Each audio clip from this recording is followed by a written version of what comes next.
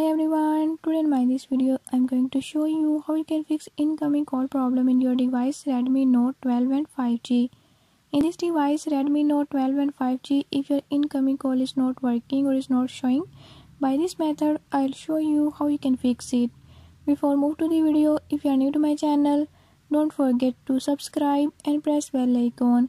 Watch complete video and learn how you can fix it. Let's